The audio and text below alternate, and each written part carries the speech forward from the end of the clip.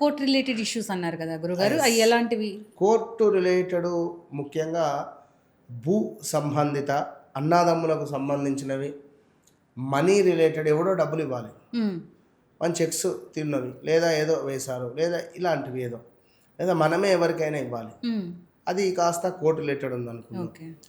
లేదా భార్యాభర్తలలో మధ్యలో ఎవరో వ్యక్తి వచ్చారు, వారు కాస్త ఎన్ని చూస్తలేవు, ఎన్ని కేసులు చూస్తున్నాను నేను, ఉమ్, ఎంతమంది కాల్స్ మాట్లాడుతున్నాను అంటే అధికంగా గురువుగారు మేమేదో సమాజం దృష్ట్యా కలిసి ఉంటున్నాం, కానీ వారు మా భర్త వేరే గదిలో పండుకుంటారు, నేను వేరే గదిలో పండుకుంటాను, ఇట్లాంటి సందర్భాలు మేము భరించలేక, అంటే దేనికైనా ఒక ఎండ్ అనేది ఉంటుంది. అవును.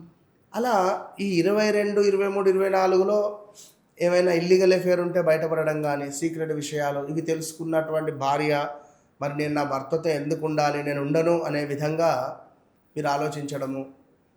అదేవిధంగా సినీ ఇండస్ట్రీలో కూడా పెను సంచలనాలు కూడా మనకు ఎదురయ్యేటువంటి పరిస్థితి ఉంది. ఇప్పుడు ఇందాక మనం మాట్లాడుకున్నాం హా అక్షరము అని చెప్పి, హన్సికకు నిన్ననో మొన్ననో డైవర్స్ వచ్చింది. సో గత 1-2 ఇయర్స్ నుండి కూడా ఆమె ఒక బాధలోనే ఉన్నది, 1-2 ఇయర్స్ నుండి కూడా.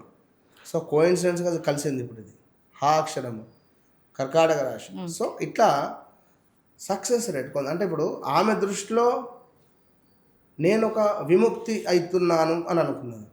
సో ఆ విధంగా కొన్ని సక్సెస్ రేట్స్ అయ్యేటువంటి ఛాన్సెస్ ఉంటాయి.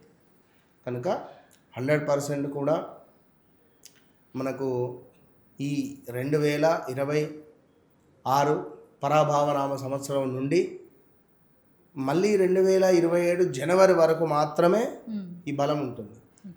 సో ఈ బలం ఉండేటువంటి తరుణంలో 1-2 సార్లు ఆలోచించుకొని ముందుకు వెళ్ళండి. వ్యక్తిగత జాతక రీత్యా నడిచే దశ అంతర్దశలు మాత్రం హైలైట్. మరి వీళ్ళకి స్థిరాస్తులు కలిసి వస్తాయంటారా గురుగారు? స్థిరాస్తులు కలిసి వస్తాయి, ఎవ్రీథింగ్ ఫైన్. మరి వీరు పాటించాల్సినటువంటి పరిహారాలు ఏమైనా ఉన్నాయా? పరిహారాలు సూర్యునికి నమస్కారము, విష్ణు సహస్రనామాలు వినడము, చదవడము, హనుమాన్ చాలీసా చదవడము వీరికి విజయాన్ని తెచ్చిపెడుతుంది.